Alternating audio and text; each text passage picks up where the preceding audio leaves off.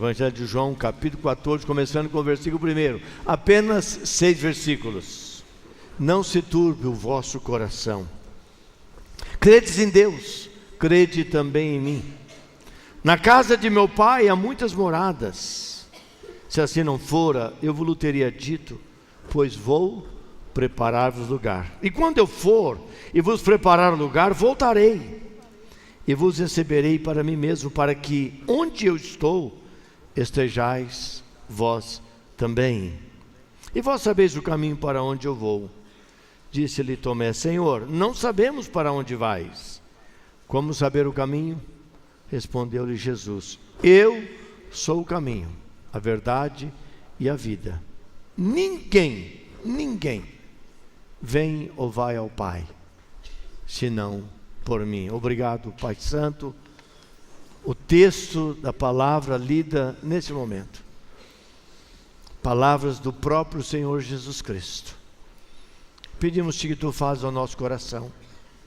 Traga agora, Pai, toda a mente dispersa a tua palavra e ministra o nosso coração pelo ouvir da tua palavra. Que o Senhor ministre e faça o grande milagre. Faça isso, Senhor, na vida de cada um que me vê, que me ouve e me entende, aqui ou pela internet e pela televisão. O Senhor é o Deus do poder, o Deus da graça. E oramos lembrando que as palavras dos meus lábios, meditar do meu coração, sejam agradáveis agora na tua presença. Deus meu, rocha minha, Redentor meu. O povo de Deus diz amém. Quero falar hoje à noite sobre um coração descansado. Irmãos e irmãs, nós precisamos ter um coração descansado. Às vezes, o nosso coração está muito aflito, inquieto, intranquilo. Às vezes, o medo toma conta do nosso coração. A incerteza domina a nossa mente, o nosso ser. E a vida que deveria, como pessoas que aqui estamos, um momento de celebração das grandezas do poder soberano do Pai, se torna uma carga às vezes muito pesada. A ansiedade tenta, de uma forma ou de outra, tomar o coração de cada um de nós, mas ela não pode ser o centro da nossa vida. Felizes são aqueles que, diante de um momento aflito da incerteza, pode levantar a sua voz, repreender toda a força das trevas, todo o mal, e caminhar com o seu coração descansado, com o seu coração tranquilo. Por isso Jesus iniciou e terminou o capítulo 14 esse texto maravilhoso. Jesus começa e ele termina como no versículo 1, no versículo 27, ele diz a mesma coisa, quando ele diz: não se turbe o vosso coração. Em outras palavras, não perturbe o vosso coração. Não tenha o seu coração atribulado, incerto, medroso. É isso que Jesus nos diz nesse texto tremendo e maravilhoso. Os discípulos perceberam? Jesus está aqui no finalzinho do seu ministério. Eles sabiam, seus discípulos, que o mestre seria morto e Jesus iria deixá-los. Eles não mais iriam caminhar com Cristo, eles não mais iriam ver os milagres que Cristo fazia, eles não mais estariam ao lado daquele que trazia tanta segurança, paz, alegria no coração deles e no coração e na vida de milhares de pessoas. Ele não mais estaria com eles. Olha o versículo 33 do capítulo que antecede o capítulo 14. Porque nós nunca podemos esquecer o contexto, porque texto sem um contexto pode virar um pretexto. Mas no versículo 33 Jesus diz, capítulo 13: filhinhos, ainda por um pouco estou convosco, buscar-me-eis. O que eu disse aos judeus, e agora vos digo a vós outros: para onde eu vou, vós não podeis ir. Jesus falava da sua ida à cruz do Calvário. Jesus falava da obra completa que ele veio para realizar. Jesus nasceu para morrer numa cruz. Jesus viveu sabendo que o final da sua vida seria numa cruz. Jesus tinha consciência da sua tarefa de morte, sabia da sua ressurreição. Jesus sabia da sua expiação. E aquele lugar só ele poderia ir. Só ele poderia suportar a morte de cruz e a expiação pelos nossos pecados. Mas de que maneira, irmão, Jesus então, ele tranquilizou o coração aflito dos seus discípulos? Como que ele fez isso? Como ele pode tranquilizar o seu coração, o meu coração? O contexto aqui é a morte.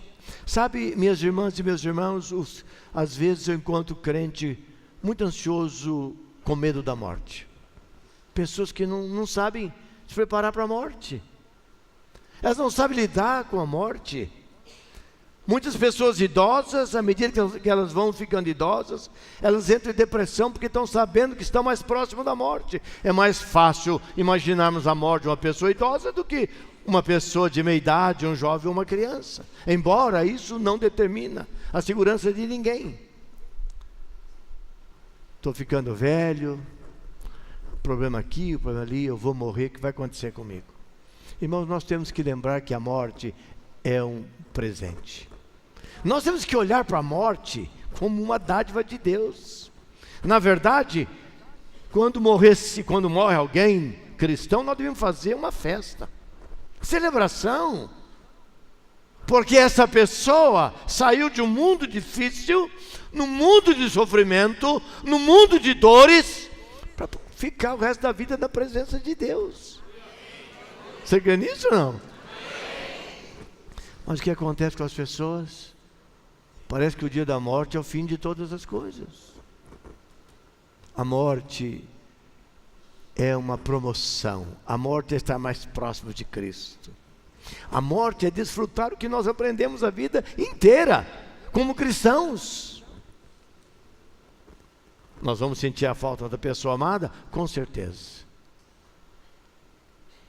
Mas nós sabemos que essa pessoa amada, seja uma pessoa da igreja, um parente, um cônjuge, um filho, um pai, uma mãe, eles estão recebendo o melhor que Deus poderia dizer. E foi nesse contexto que Jesus começa e termina o capítulo 14 dizendo o seguinte: não aflijam o vosso coração.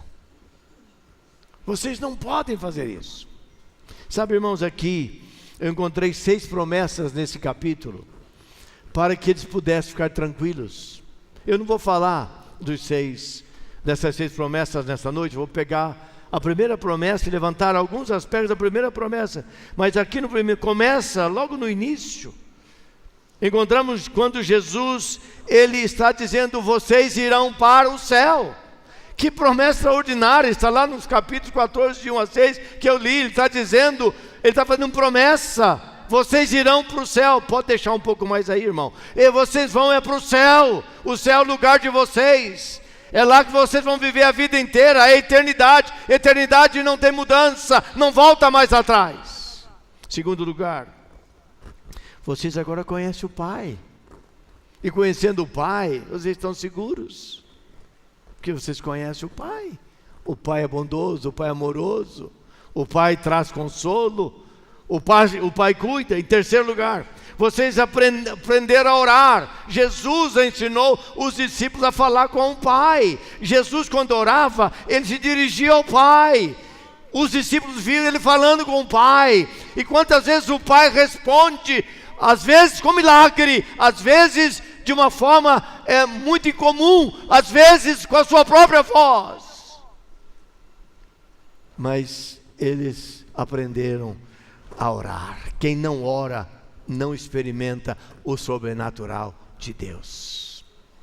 É muito difícil um cristão crescer na fé sem oração.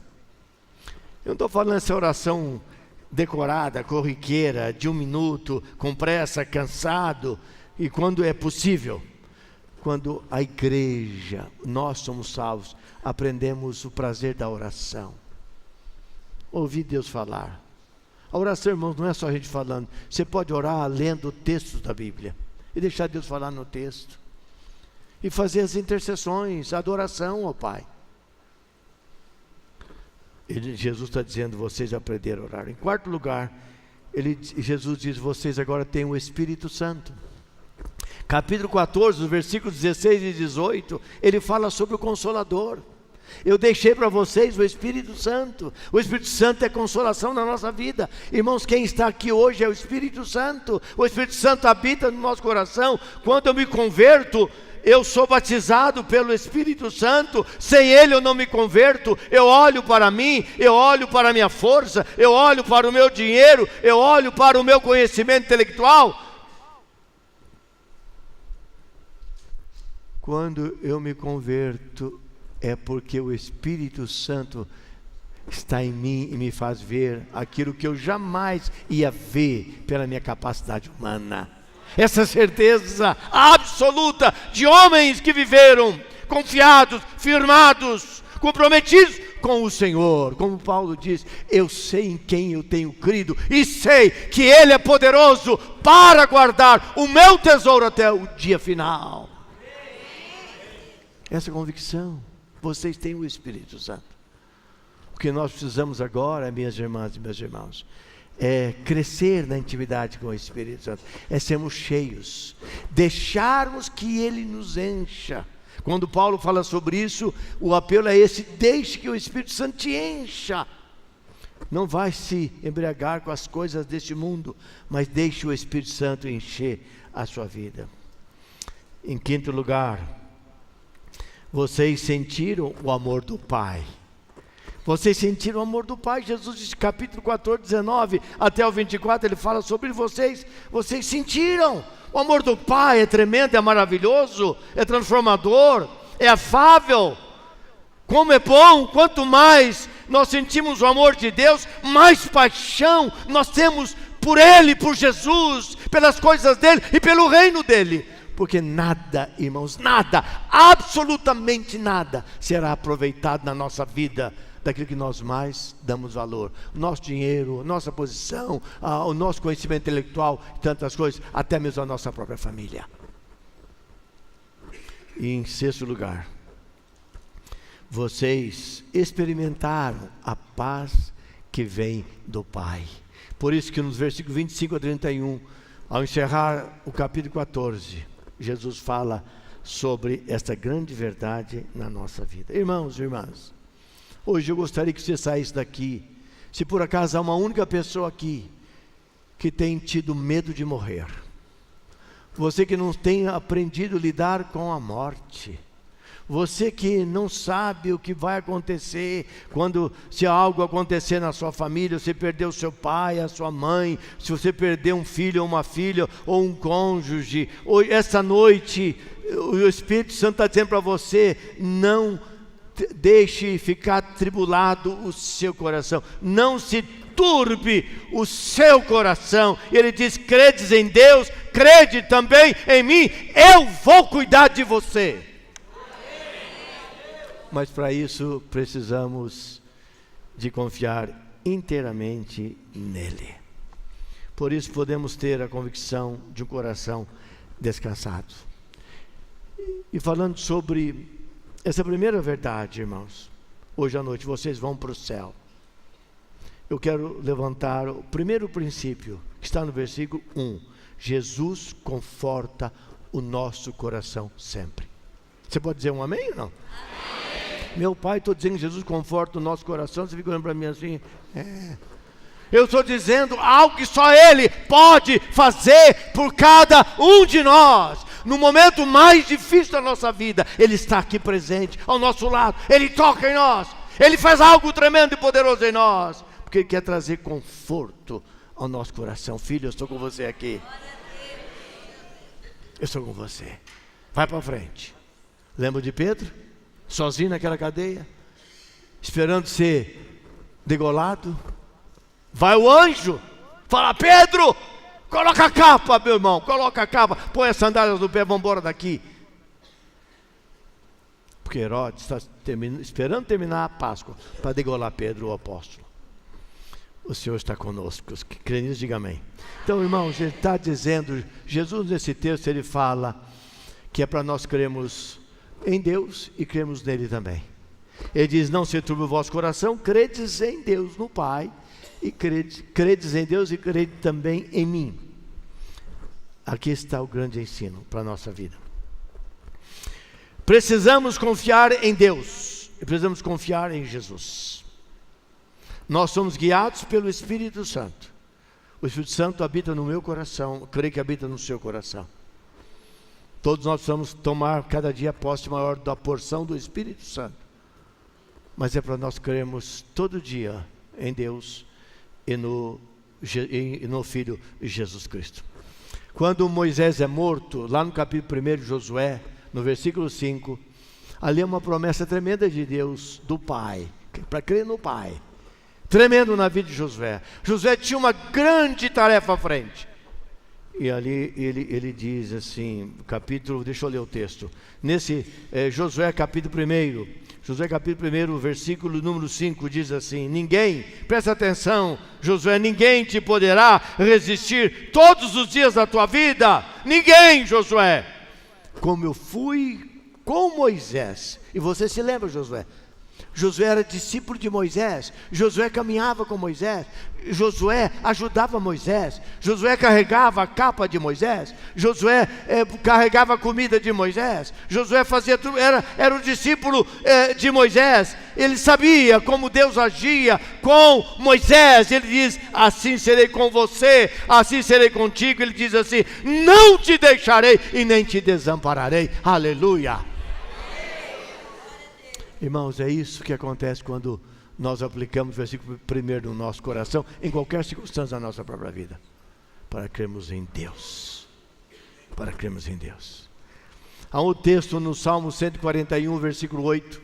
Salmo 141, versículo 8. Esse texto é tremendo porque vai nos ensinar a mesma verdade. E aqui, quem está fazendo essa oração é Davi. Quem está declarando isso é Davi. Quem era Davi? Davi era um homem segundo o coração de Deus. Davi era um rei em Israel. Davi era um valente. Davi havia já, como ainda jovem, matado um urso, matado um leão. E ele encarou o grande filisteu.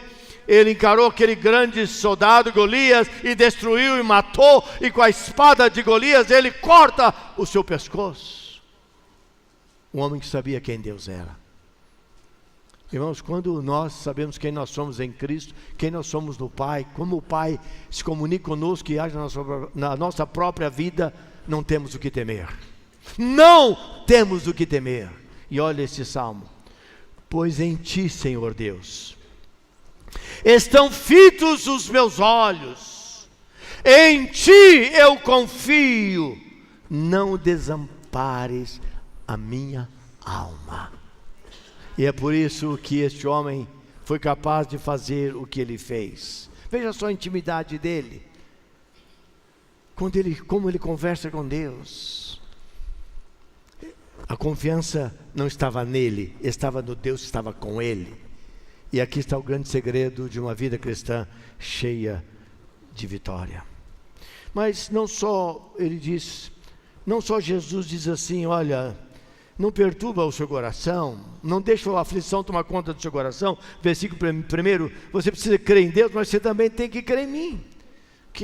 Como que podemos, irmãos, tomar posse dessa promessa na nossa vida? Eu quero buscar a própria palavra do Senhor Jesus, quando ele encerra o seu evangelho de Mateus, no capítulo 28, versículo 20, e ele diz, e eis que eu estarei convosco todos os dias, até a consumação do século. Depois que ele diz para nós guardarmos as coisas que ele havia ordenado, ele diz, eu vou estar com vocês. E guardar o que ele tem ordenado é entender, é praticar e colocar a palavra de Deus na nossa própria vida como revelação de Deus e confiar nele. O que eu vou temer? Temer pessoas, homens, situações, seja qual for o problema? Ele diz, e eis que eu estarei convosco. Irmãos, nunca andar sozinho. Nós nunca andamos sozinhos. O cristão verdadeiro não anda sozinho. Ele vai à nossa frente. Eu creio que muitos de vocês já experimentaram isso. Eu já experimentei isso. Momento que, humanamente falando, eu teria sido destruído totalmente, morto, acabado. Vi a morte chegando. Mas Deus simplesmente faz assim, ela dá a volta e não acontece nada. Eis que eu estarei convosco todos os dias até a consumação do século. Crede em mim. Jesus está nos convidando a crer nele, meus irmãos, minhas irmãs, a experimentar o seu poder. Eu não sei até quando a igreja, os crentes, os cristãos vão viver esta vida miserável de crente, que não sabe qual é o poder de Deus, não experimenta o sobrenatural de Deus. Deus não faz nada na sua vida. Até quando você vai arrastar apenas uma tradição de ser evangélico, de que você faz oração decorada? Até quando? Quando Ele tem grandes, tremendas e poderosas ações na sua vida de poder e transformação. Aleluia! É isso que Jesus está nos ensinando aqui, minhas irmãs e meus irmãos. Hoje é a noite de mudar a história da sua vida, meu irmão, minha irmã. Ser outra pessoa.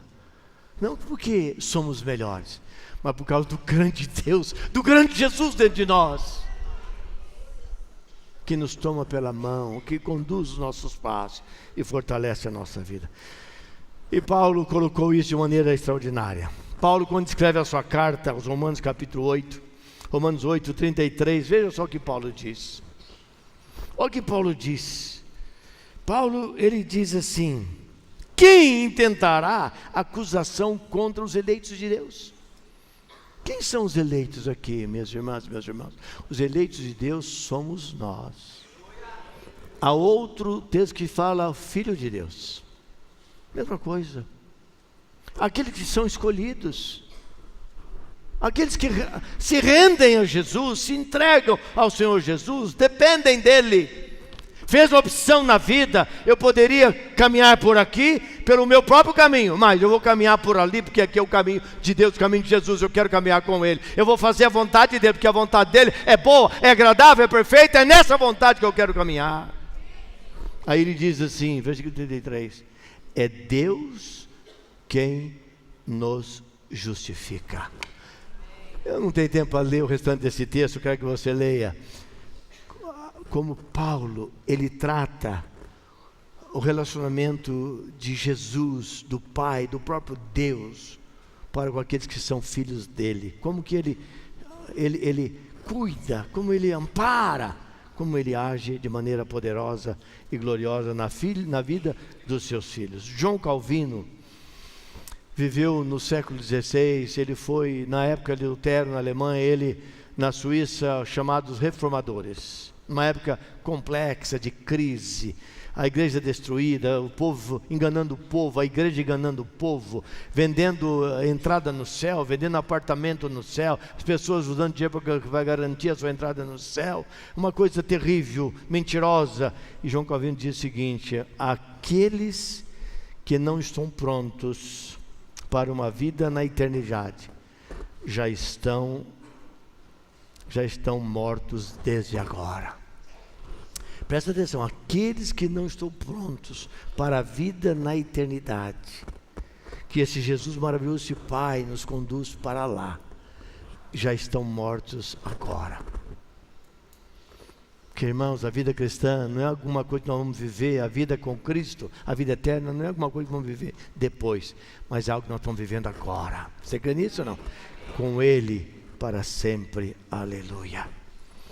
Esta é a noite, meu irmão, minha irmã, que eu gostaria de desafiar o seu coração, para que você pudesse pensar o desafio que esse texto nos ensina, para que cada um de nós, hoje à noite, possamos entender que Jesus é o único capaz de trazer conforto e consolo ao nosso coração. Se nós não tivermos esse consolo, nada poderá trazer esse consolo. Se nós não pudermos experimentar agora esse consolo, dinheiro nenhum poderá conseguir trazer esse consolo para a nossa própria vida. e caminharmos em vitória, sabendo que Ele é o nosso pastor, como diz o Salmo 23, e nada, absolutamente nada, nos faltará. Irmãos e irmãs, nossa única opção é nos rendermos inteiramente ao Senhor Jesus Cristo.